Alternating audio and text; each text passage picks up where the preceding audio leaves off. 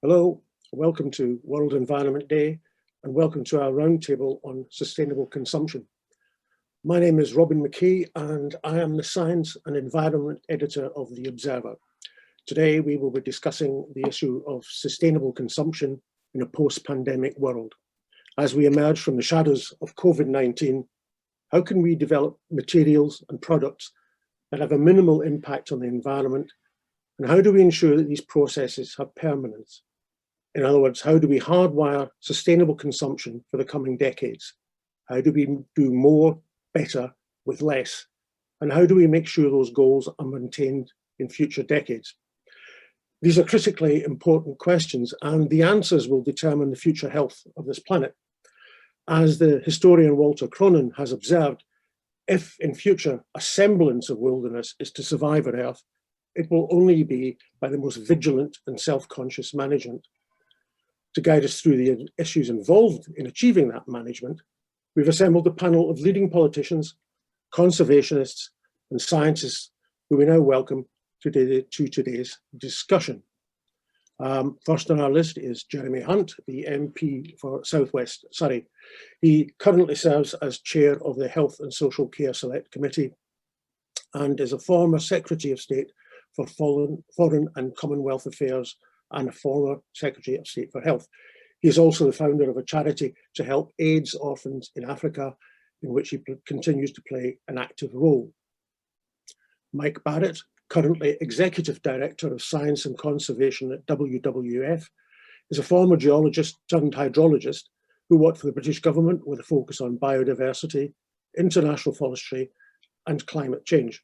He joined WWF UK in 2013 and is lead author of the organisation's biennial Living Planet report, which last year revealed that wildlife populations globally have declined by 68% since 1970.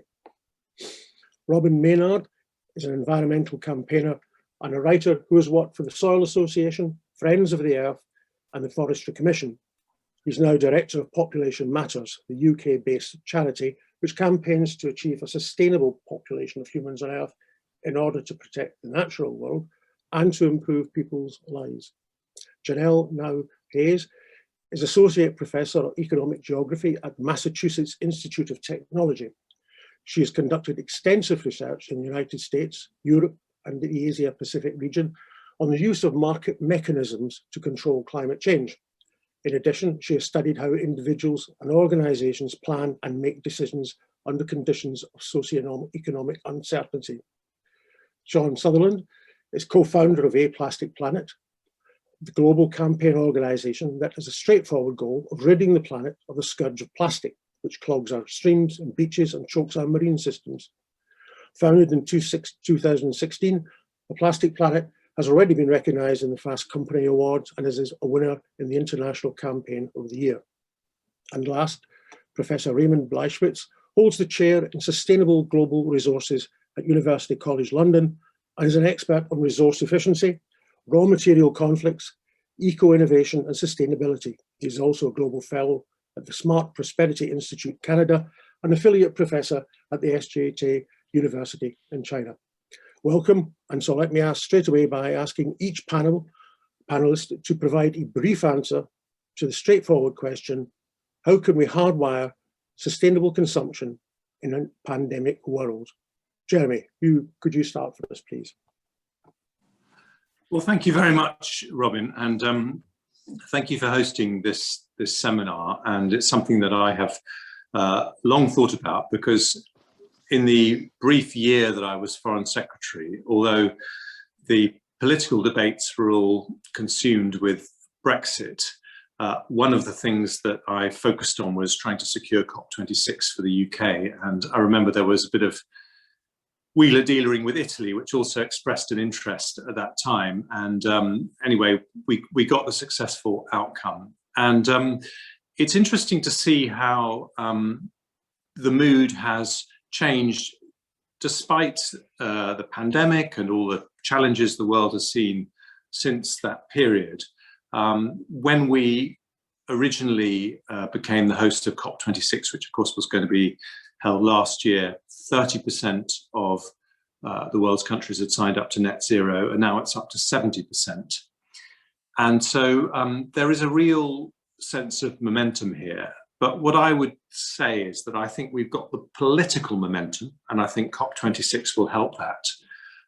But what we haven't yet done is delivered on the practicality. And I think Bill Gates puts it best when he points out that every year we emit 51 billion tons of carbon dioxide into the atmosphere. And broadly, we have to find a way of getting that down to zero.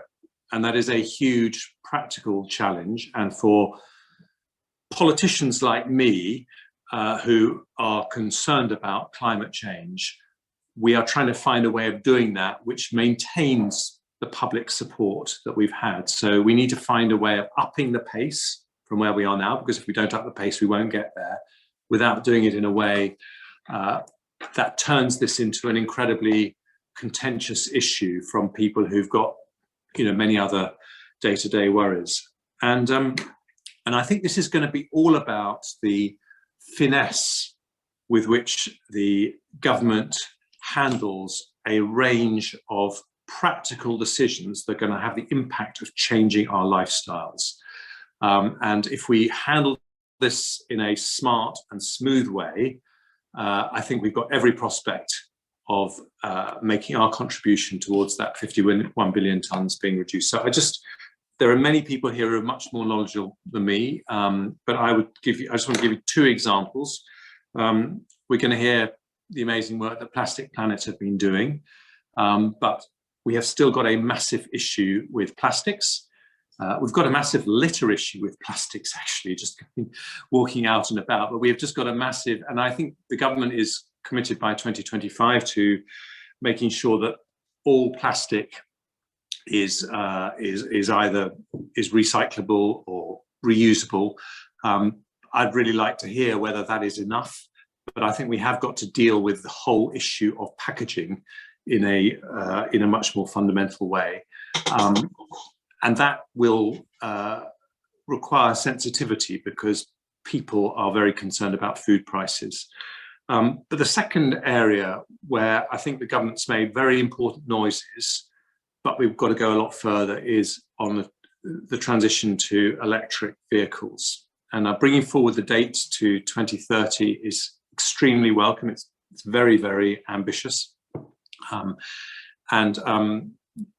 I think when it comes to the decisions made by ordinary consumers, the big issue is that in cities, it is just too hard to recharge an electric vehicle overnight, and people worry that they are not going to be able to do that. And when I was a leadership candidate for the contest 2 years ago with Boris Johnson, I asked whether we, in the process of digging up all our roads to put in a fibre to the home broadband, whether we couldn't at the same time put in a network of electric charging points throughout all of our cities, so that basically anywhere you parked in a city, you could be confident that you'd be able to charge up overnight. But I think we need some big gestures if we're going to do that, because at the moment it seems to me the incentives, we've got some incentives, but I don't think there's a great sense that everyone in our big cities is feeling comfortable about the transition to electric cars. So the one final point I make, sorry, before I stop, Robin, is just on international aid, because it's topical today. Yeah. I think it is a big mistake to cut our aid budget from 0.7%. And one of the reasons is because even as we talk about the transition we're going to have to make, there are many people in poorer countries who are going to have to make even bigger transitions. We should stand ready to help. That's great. Thank you very much, Jeremy. Robin, you're next. Thank you very much. Yeah, the question was how do we hardwire sustainable consumption into a post-pandemic world? Well, that is a bit of a challenge, given unsustainable consumption is hardwired into our current world, particularly in the global north. And we know that the per capita consumption rates, particularly in rich developed countries like the UK or the US, are way above what the Earth can tolerate if everybody on Earth sought to live as we do. And we should have greater equity. We should see fairer shares of the Earth's resources. But if we all replicated what we do here in the UK or in the US or in Germany, we'd be in big trouble. We'd be using, many more Earths than has been estimated at, 1.7 Earths currently. I think what's also really interesting, and no doubt Janelle will correct me if I've got this wrong, but I read a brilliant study from MIT, the Massachusetts Institute of Technology, a couple of years ago, and their research was to see, and they assumed this would be the case, that actually all the things we use in a civilized society would have gone down because we're much more efficient, technology's advanced, my mobile phone is a little biscuit now, it used to be a brick when I started off at Friends of the Earth. What they found was that of all the sort of 60 materials they looked at, almost all of them had gone up in use, apart from asbestos, radioactive isotopes, certain toxic chemicals, i.e. things that are regulated by government, and ironically, wool, one of the most sustainable products in the world, substituted by human man-made fibers. So we are hardwired to consume, and this is the old Jevons paradox, the Victorian engineer who couldn't understand why we were using more coal when steam engines were more efficient, because we want more stuff. When energy's cheap, we use it. So it's going to be a hell of a challenge. Just quickly, the solutions are there, and the solutions are choice. They're not coercion or forced regulation. They're enabling, particularly girls and women, to get into education, to have access to family planning, and to use that choice where they've got it. We know that millions, hundreds of millions of women in the world globally, and this will be very pertinent to Jeremy's comment around UK aid, currently do not have access to safe modern family planning. If they did, they would be able to choose the lives they wish. They would be able to space children. They'd have fewer children. They'd be economically more entrepreneurial and viable. Also, addressing that would be one of the most impactful things in terms of curbing climate change, as estimated by Project Drawdown. And that is not just about talking about the global south. That is the #1 eco-action for those of us in rich countries like the UK, who generally have access to modern family planning. If we choose to have smaller families, that will really outweigh electric vehicles, Jeremy. It'll really outweigh not flying per annum. It will even outweigh moving to a plant-rich diet. So those positive solutions and choices are there, if only we can communicate them and enable people to seize them and have access to them. That's great. Thank you very much, Robin. Now on to Janelle. Yeah, thank you, Robin. I agree that many of the challenges we face require behavioral changes. I also see the problem as associated with economic production. So our economic systems are built according to the logic of growth, and it's growth based on private gain at social cost. I think one of the things we need to do to hardwire sustainable consumption is to fully internalize externalities. So produce while accepting the full cost, social and environmental, of our systems of production and capital accumulation. And this means we have to acknowledge the spatial and temporal dynamics of the value of the resources we consume and the time it takes to regenerate or to sink the waste from these resources. All economic systems are built on theories of exchange, which is value relative to value in exchange. And we also need, I think, to theorize systems of use. What does a theory of use look like? Sustained use of resources over time. There are practical things that cities can do to this end. I think on the public and private side, we can invest better in natural service stocks. The Biden infrastructure plan in the United States, for example, is conceptualizing infrastructure across a range of physical, built, and social connotations. But it's really important within that to also conceptualize what is the natural infrastructure. And here maybe referencing William Cronin in Urban Metabolism, what is required to generate the energy that we need to pollinate our crops, to filter our water? Where does our clean air come from? How do we maintain the health of our various ecosystems? And so we should think about cities and region in that respect. How are they metabolizing, and what are the resources and service stocks that provide that metabolism?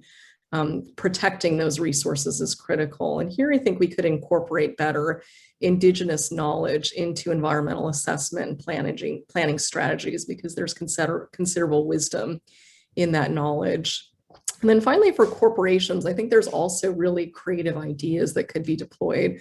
For example, in some of the most creative service sectors, employees are given 20% of their time for creative and other wellness activities because it's been demonstrated that taking that time and dedicating it to non-work activities actually enhances productivity. So they offer chances for, painting and yoga, wellness, swimming, even food and health benefits for their employees. I think we could ask companies to dedicate a percentage of employees' time to natural service cleanup and maintenance. So maybe 10% of time, a Friday afternoon, could be spent doing community service, cleaning up beaches, planting trees, tending gardens.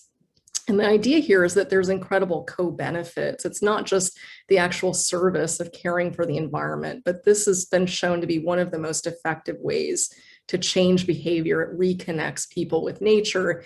It gives them a sense of value of the resources that are inherent in nature, and it transforms the ways in which they make consumption decisions. So I think that those could be some effective ways to start to bring about a more sustainable or hardwire sustainable consumption pattern. That is great. Thank you very much indeed. Next on our list is Sian. Great, thank you so much, Robin. So going back to how we can hardwire sustainable consumption in this pandemic world, I want to go back to the beginning, and I want to start to look at that word consumer, because we're all going to be using it through the next hour consistently. And I use it, so through my business career, I've used it often. I'm trying to wean myself off this word, because when you look at the etymology of the word consumer, it's actually a 15th century word that means to squander or to waste. And you look at that and think, how extraordinary that now we use this word so frequently. We refer to ourselves as consumers. What about me, consumer rights? And yet actually what we really want to be is citizens, where the etymology is much more about belonging and contributing. So inevitably, Jeremy is right, I'm going to look at this through a plastic lens, because I find the world of plastic absolutely fascinating, that it is the gateway to everything. What is the one material that enabled us to ramp up to these heady heights of hyper consumption, that made it possible for us to make things so lightly, so cheaply, so easily, so lightweightly, that we could use them once and throw them away? So yes, we need a radical rethink. We have evolved an economy that is dependent on driving extraordinary levels of consumption. I read a fact at the weekend, which is the youth population has increased by 60% since the 70s. Robin will probably correct me. But consumption has risen by 400%. We think 2 billion tons of discarded waste is acceptable. We think using 2 planets of resource is acceptable. And we have now bought so much stuff that in the UK alone, we have the biggest third-party storage facility in the world. So we're never going to fix our climate crisis without addressing hyperconsumption. So it's really good that we're having this panel today. And my belief is we're only going to change the way that we consume by changing the way that we sell. We've got to take the onus off the shopper, the consumer. I see it really simply. It's like a burger, really, for me. At the bottom, you have the public, the shopper. We buy what we are sold. It is that simple. It's industry's job, that big fat middle of the burger that I'm so interested in. It's industry's job to sell us something different. And it's government's job to mandate through fiscal policy, through extended producer responsibility, to mandate that industry do it faster. Because only when it is cheaper and easier to repair something rather than just chuck it in the bin and replace it with a new thing will we ever be on the right road. We all know. We know we need to buy better. We know we need to buy less. We know we need to share more, repair more, borrow more. But unless we have this seismic change in our current business model, it's not going to happen. Everything for me is about business. But as an entrepreneur, you can imagine, I'm always excited by the opportunity that change creates. And there is plenty of good economic opportunity for those businesses. I feel the pandemic has riven a really deep line across the world of business. And there will be those that step across that line, that reimagine and reinvent how they take, make, and no longer waste, and take a new level of responsibility for the materials that they take from the planet. And those will be our success stories of the future. And there will be some that do not step across that line. And they will be our future dinosaurs. Everybody's got their Kodak story. Great, thank you very much indeed. Raimund, you're next. Yeah, thanks indeed, Robin.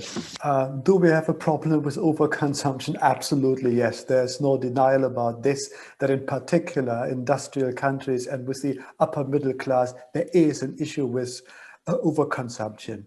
So what I'm calling on is people to reassess their needs and to decouple needs from what others call greeds.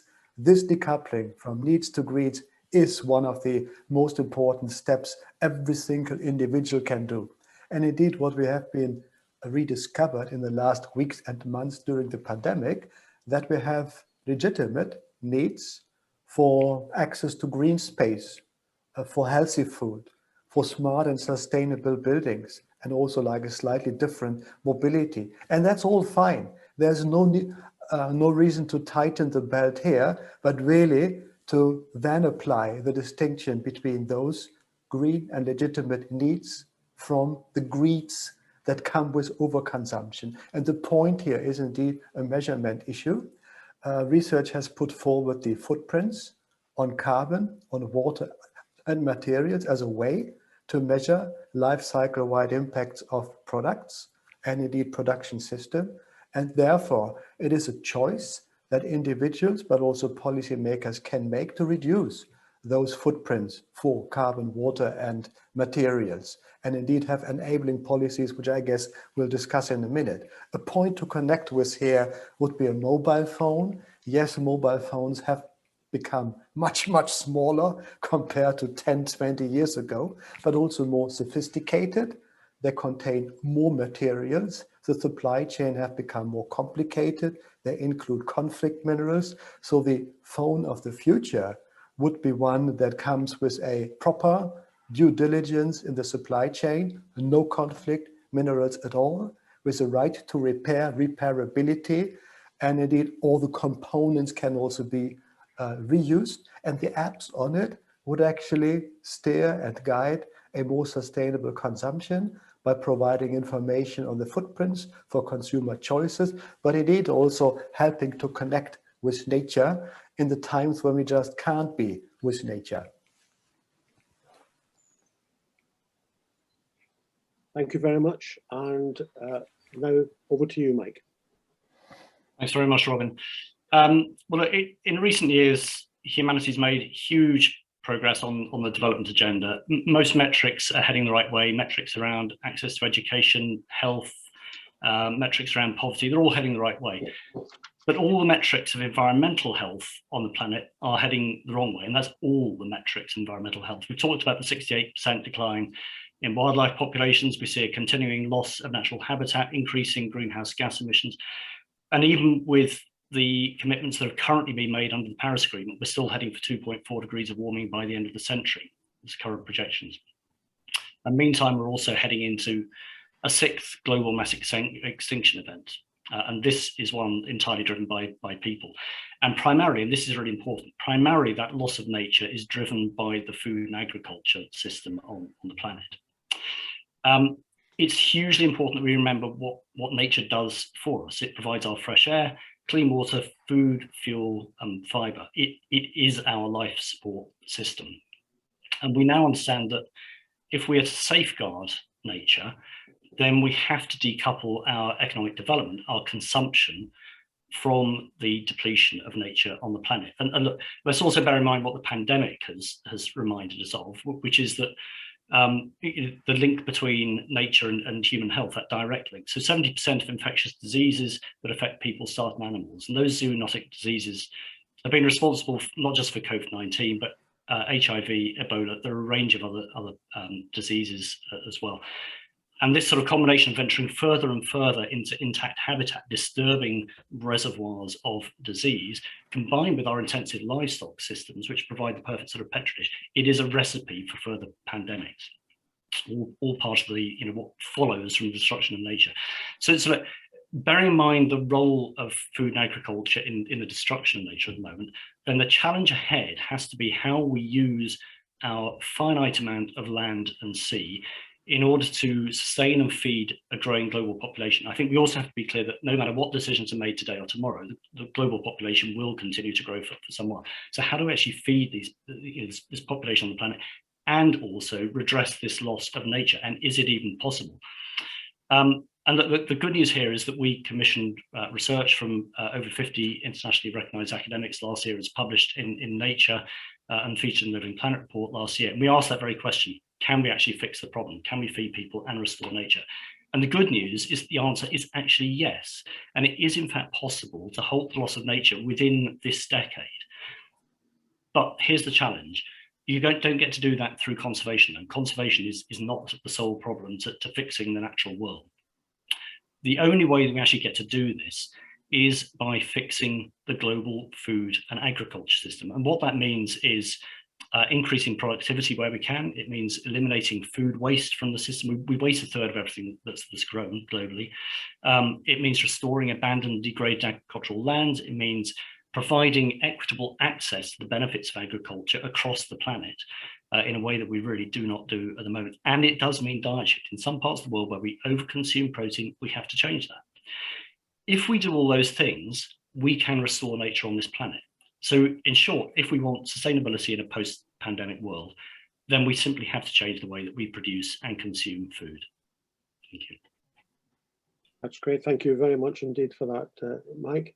It leads quite nicely into the next question, which I've got, which I'm going to ask just three of you. I'm going to ask this one for Mike, Robin, and Janelle. Straightforward question. We're currently using up the renewable resources of 1.7 Earths.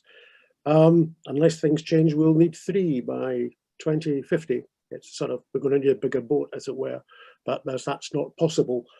Are we past the point of no return is the question when it comes to sustainable consumption. You've half answered that already, Mike. So I'm going to ask Janelle to start, and then Robin, and then Mike to come back on those points. Janelle.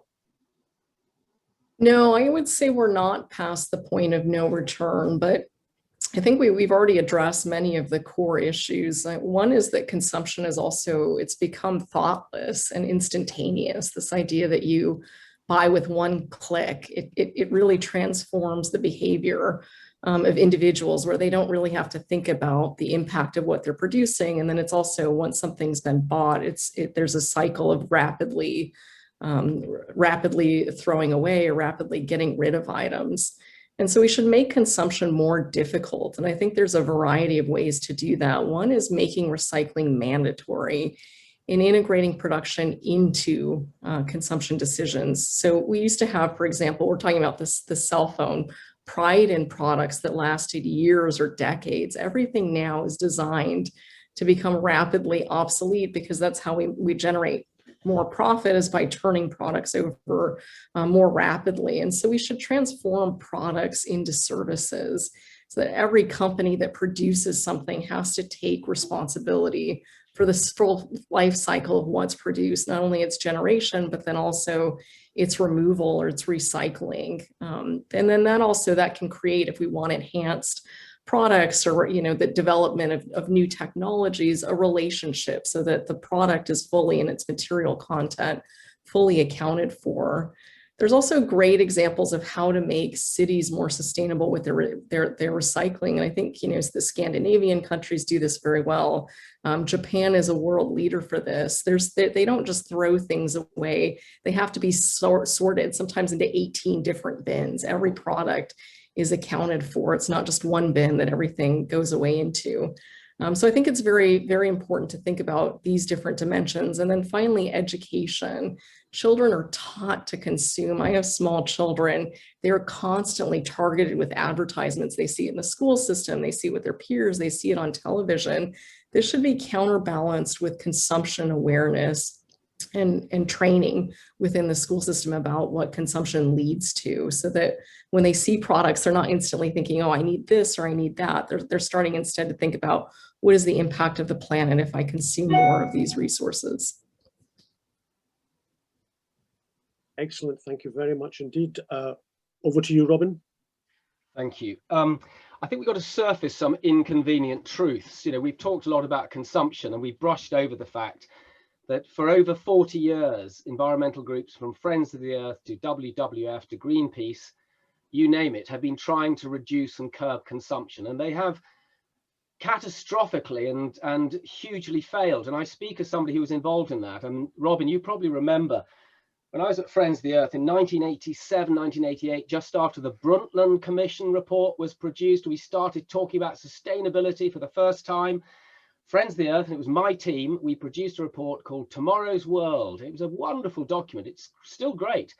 And it's full of all these targets of what we must reduce, car use, plane flights, consumption of resources, changing farming, plant-based diets, blah, blah, blah, you name it.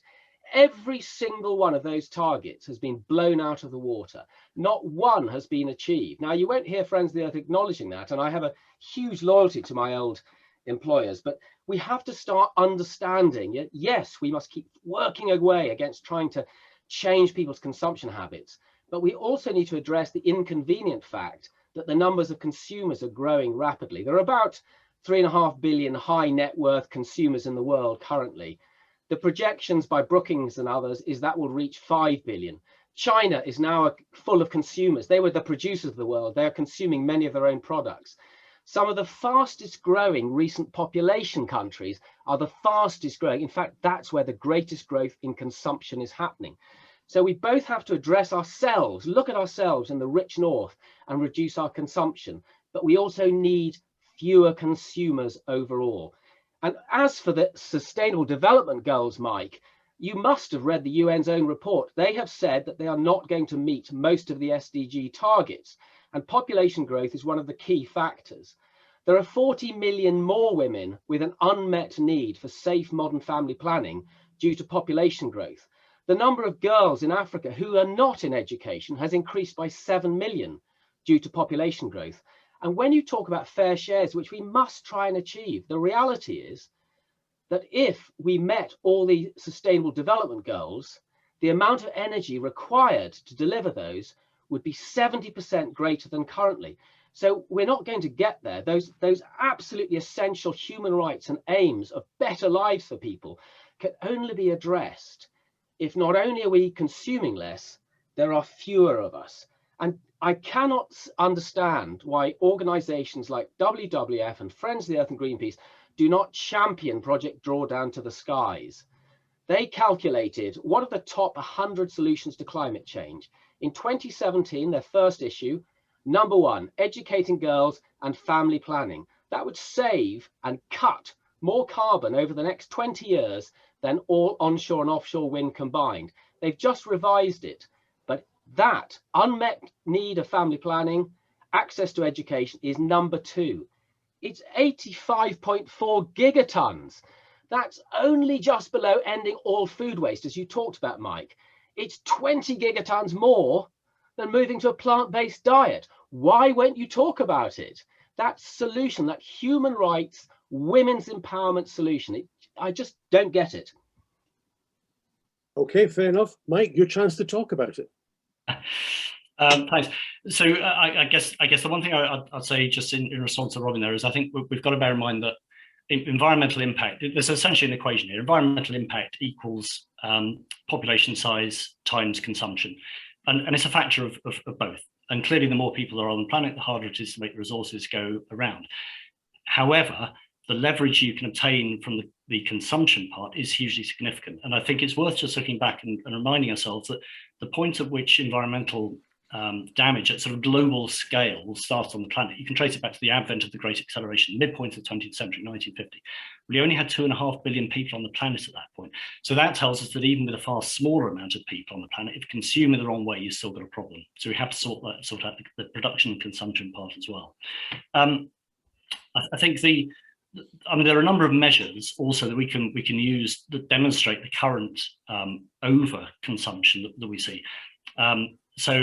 Loss of abundance and diversity of wildlife, loss of forests, grasslands, free-flowing rivers. As I said at the start, all these metrics are heading the wrong way. That, irrespective of whether we hit the Sustainable Development Goals or targets or not, we are seeing at least the trajectory in the right way.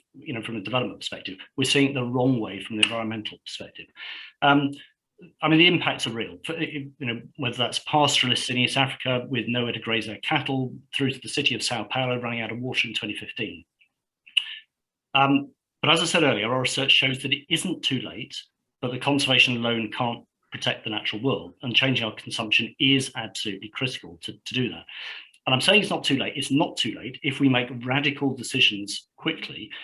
But what we've also got to bear in mind is the jeopardy, and the jeopardy of tipping points. And so, for example, in the Amazon, if we lose just another 5% of the extent of forest cover in the Amazon, that can actually send the Amazon into a terminal tipping point. So essentially you dry the atmosphere. We're seeing it in places already. You dry the atmosphere of the Amazon, it can't regenerate sufficient water to maintain itself as a rainforest. It converts into savanna. So we're just 5% away from that. We've already lost 20%, another 5%, that's what happens. There is no plausible route to a world within which we avoid dangerous climate change if you don't have a functioning Amazon rainforest. There are no IPCC scenarios that don't assume you have a functioning rainforest. So we're at a really sort of dangerous point here. And why is the Amazon at risk? The Amazon is at risk because there is still a market, including here in the UK, for produce grown on deforested land. Our consumption is currently helping drive the loss of nature, but the point is it doesn't have to. Great. Thank you very much. Sorry. Now, I've got a question for the three remaining panelists. In the US, President Joe Biden claims to have reset America's relationship with the environment and is promising a clean energy revolution. And in the UK, Boris Johnson has set out a 10-point plan on the journey to net zero. Are we seeing the political leadership that is required to make the goal of sustainable consumption a reality? Right, Jeremy, got to start with you there. That's definitely one for you. I think we have actually seen very, very encouraging noises. And this is a cross-party issue. And, whether or not you support the Conservatives or Boris Johnson, I think that objectively, the fact that, first of all, the fact that Theresa May was one of the first countries to sign up to net zero, and that he's gone further and said he's signing up to the 78% reduction by 2035 is very encouraging and positive.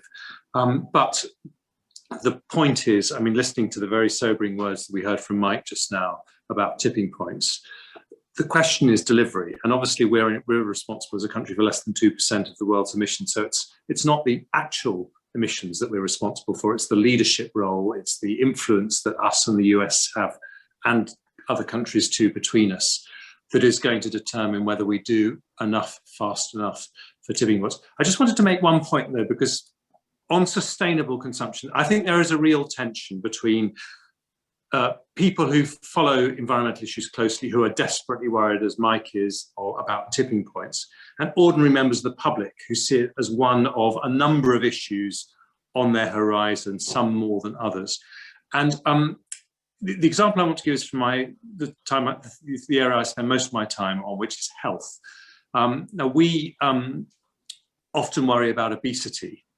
And the fact that too much junk food is consumed in a way that makes us one of the fattest nations in the Western world, and it's a terrible problem. But if you unpick the reasons for that overconsumption, if you like, it is because the most unhealthy food is often the cheapest and therefore becomes a staple for families on low income. So we're not going to deal with that consumption issue unless you find a way of making healthier food cheaper and giving people alternatives that they can afford. And I think this is what we have to think about in terms of the climate change agenda. How can we make doing the right thing the easy thing? And I think telling people that we're consuming too much, I do actually agree with Robin Maynard's point. I think it is not going to work with people who aren't committed environmentalists. What you have to do is to make it easy for people to transition from a high consumption or overconsumption lifestyle to a lower consumption lifestyle. And the key is going to be to make sure that the costs that we pay for things reflect the environmental costs as well as the economic production costs. And until we get that right, I don't think we're going to crack this. Thank you very much, Jeremy. Great. Sean. Well, in short, no, not yet. Just more sound bites, more rhetoric, a huge amount of headline grabbing, but actions and words are two very, very different things. I wanted to quickly come back to this point about recycling, because recycling is the fig leaf of consumption. And we have been using this word for decades, thinking that we can simply carry on pumping it out at the beginning of the pipe, and somehow somebody magically, some recycling fairy is going to collect stuff and make it and turn it into something wonderful at the end of the pipe. We know this isn't true. Global recycling rates, which have always been cited at 9%, are actually now down to 7%. The UK alone, we recycle plastic at a rate of 9%.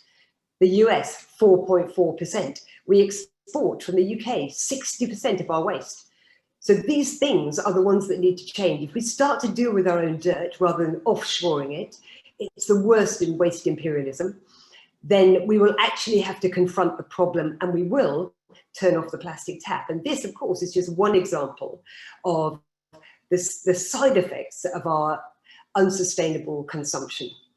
No one country is going to fix our environmental problem. No one country is going to fix the plastic problem. We can't have one country like Kenya or South Korea banning the plastic bag when we in the UK think it's enough to double the tax just as a little guilt appeaser, when we actually pump out more plastic than we ever have before on making something called the bag for life.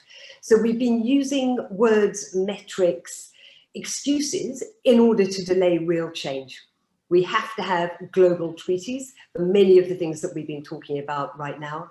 The one on plastic has already been discussed. We've got 71 countries who have been calling for a global plastics treaty. The UN will be sitting at UNEA 5.2 in February next year. It needs to be binding, and it has to have a cap on virgin plastic production. Otherwise, what is the point of these things? The systemic Pew Foundation report told us very, very clearly at the end of last year, every single voluntary commitment, just in the plastic space, and that's governments, that's the UK and the UN Plastic Pact, all of them, if they were to succeed, and just like the SDGs, we're on a track to failure there, we would see a 7% reduction in a trebling of plastic production by 2040. We also need to radically review our economic models. We need to look at different metrics. We're teaching an economic model that is 50 years old that does not serve us today for where we are now. One of the things that I'll be really keen to see is more engagement with people like Kate Raworth, who you may well know, and the Donut economic model, that doesn't just cite GDP as the only metric of any value, but looks at how can we thrive in a way that society thrives and nature thrives. And it's the only way that we will succeed. Great, thank you. And last, Raimund. We have seen good leadership ambitions with the net zero carbon commitment, and also by hosting the COP26. That's really like good. I also like the pledge that has been made on system thinking, because that is very much what our issue of consumption is about. However, leadership is also about credibility.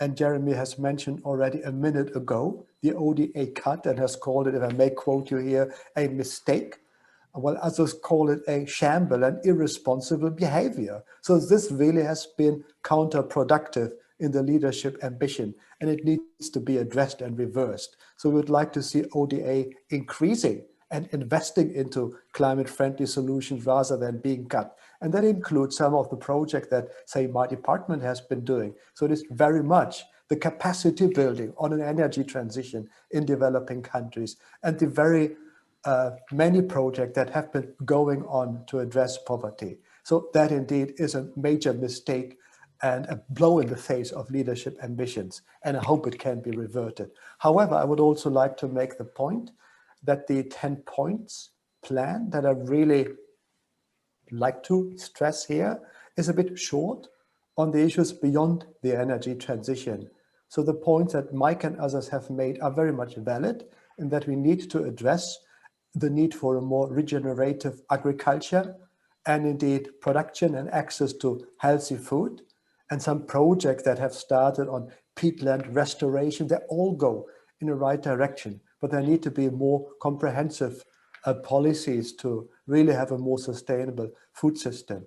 And that is also related to financing investment. That is also something where potentially the UK could be very strong with Green Finance Institute, formerly the Green Bank, and indeed being like one of the finance capitals in the world. So we'd really like to give better incentives aligned with the European financial taxonomy on financing nature-based solutions, financing a circular economy, but also drive the accountability of business and companies towards those aims. And that is an issue that has very much in line with what Sian has just said. So driving the accountability beyond the territory of the UK, have all the things in place that are currently discussed at the G7 level of tax accountability, slowly introducing probably a resource-based taxation. That is very much something that, along with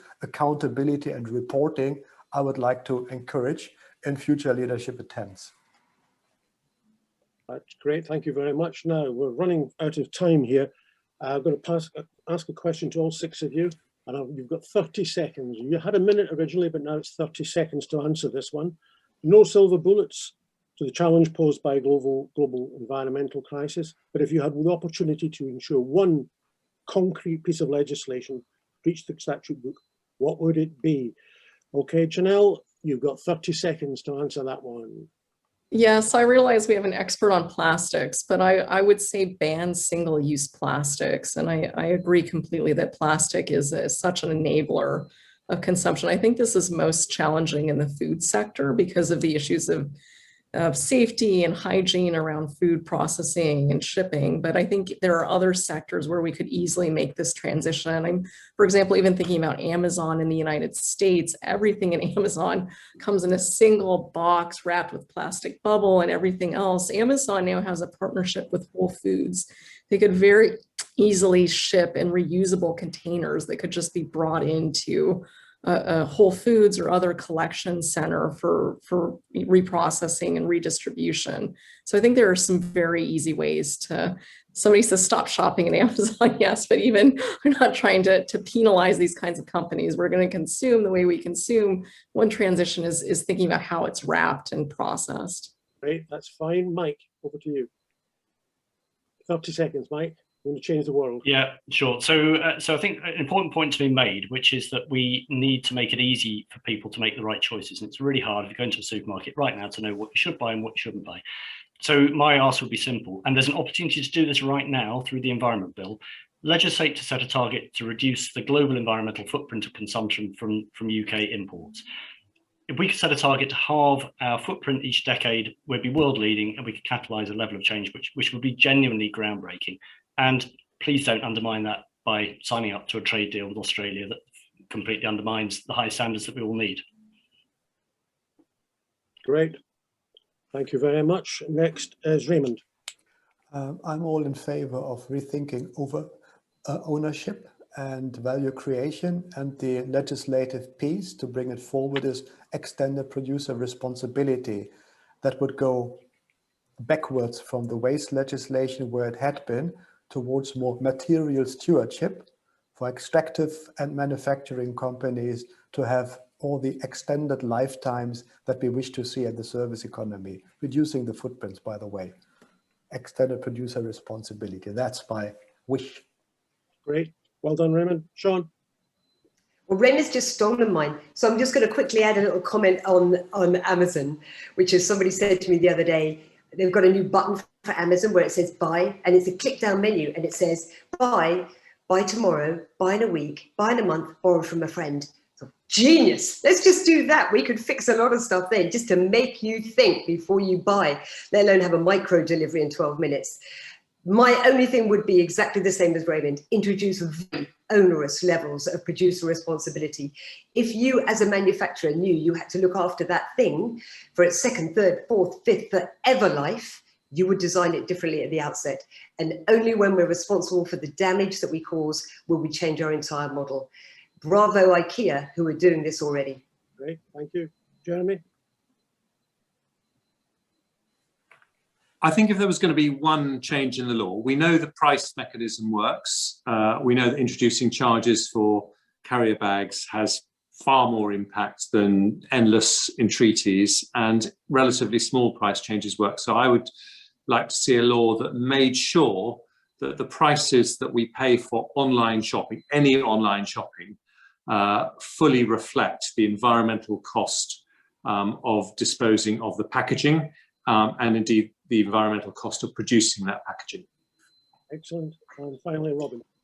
Fastest, easiest, cheapest thing to do globally is to meet the unmet need of those 272 million women who have no access to safe modern family planning. It would cost about $12.6 billion, £10 billion, which is, that's annually for all those women. That's the same that we spent on the test and trace program. It's £7 per woman. So easy peasy, low hanging fruit. Domestically, and every government in every country should bring in a policy such that population is considered within governmental business. We have the wonderful Office of National Statistics in the UK. They give out all this data each year. It goes nowhere. It just lands somewhere in Whitehall, but not on anybody's desks. The UK is one of the most water-stressed regions in the world. The southeast of England is 161st out of 180 of the most water-stressed regions, and yet it's where the greatest building and development is going on, connecting Oxford to Cambridge. Utter madness. We are not looking at the future. The long-term projections is from a population of 7.8 billion today, 9 to 10 billion by 2050, possibly as high as 15.6 billion by 2100. We can do things about it. They're positive, they're solutions, they're voluntary. Great, thank you very much. We've got we've got a couple of questions in here from viewers. Belle Jacobs wants to know, how do we push forward to a plant-based food system? Who would particularly like to answer that? Robin, Mike, which? Should be Mike, I'd say. Yep, Mike. Yeah, happy to have a go. Well, the first thing I'll say is actually we don't actually all have to shift to plant-based diets. What we do need to do is, in those parts of the world where we consume too much meat, to consume less. That doesn't mean we all have to become vegetarian. We really don't. It's perfectly possible to actually halt the loss of nature without doing that. But the bottom line is just think about the efficiencies here. Take a product like soy, great way of producing protein. If you eat the soy direct, it's a pretty good way of us consuming protein. If you recycle it umpteen times through livestock, it's just inefficient. And that's why, with the level of population we've got on the planet, you can't do that, because it's just, there isn't enough land on the planet to be able to produce the feed to feed the animals we eat.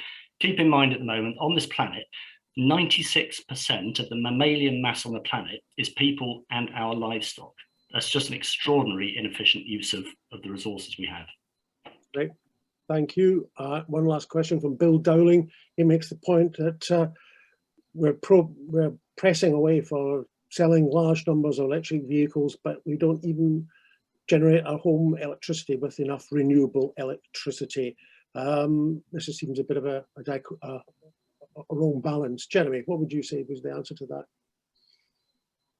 Well, we've just got to press on faster and faster in terms of rebalancing where our energy sources come from. We've made fantastic progress on wind, but the truth is that we need to go a lot further. And so I just think that that's an essential part of the equation. Great stuff. Finally, 5 minutes to go, and I'm going to ask each panelist to give their closing remarks. You've got about a minute. Sorry about that. And shall we start with the way we began at the beginning? Jeremy, would you like to give your sort of a minute's closing remark, please? Thank you. Yes, I want to just go back to what I said before. We clearly, if we step forward to 2050, and if we've hit those crucial goals, if we've avoided the tipping points that we've been worrying about, it will be because there's a massive change in consumer behavior. But we have to speak the language of those consumers whose behavior we want to change. And that means talking about things that matter. I would say that there's a number of things. One thing we haven't touched on, which has tremendous popular support and is very powerful in securing support for the climate change agenda, is eliminating pollution. But we need to think about those practical things: eliminating pollution, making it easy to travel on public transport and avoid polluting car use, making it easy for people to do the right thing when it comes to packaging. But I think the whole focus needs to be on making it easier for people to do the right thing. Great, excellent, thank you. The next one is Robin. Thank you, Robin. Yes, I mean, I think it's really worthwhile people having in mind what the experts who have the best data really on population tell us, and that's the United Nations and the population division. And they do 3 long-term projections for 2100. There's a low projection, there's a medium projection, there's a high projection. The low projection is 7.3 billion, slightly fewer people than currently on the planet today. The middle one's about 10 billion or so. That's the one everybody assumes is sort of just going to happen. And then the high projection, the latest figures, is 15.6 billion. That's UN data, not Population Matters, UN. That's a difference of 7 billion. That huge difference, almost as many people on the planet currently, pivots on whether the average number of children per woman globally goes up or down by half a child. 1 child more or less every second family. Now that's not draconian, that's not coercive, that's eminently achievable, and it's based on choice. And we can make a difference through the solutions available to us and through the technology available to us. It's not about forcing, one-child policies like China on anybody. It's about giving women choice and autonomy over their bodies. And that will be of such benefit to millions of the poorest people in the greatest need of development and education and opportunity in the world. And it will be the biggest shift in terms of climate change. And if politicians could grasp that at G7 and COP26, they would be onto such a winning wicket in terms of human rights and planetary well-being. Thank you.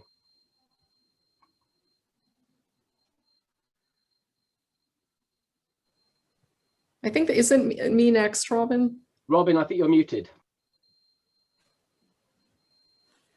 Trust the chairman, sorry, Janelle.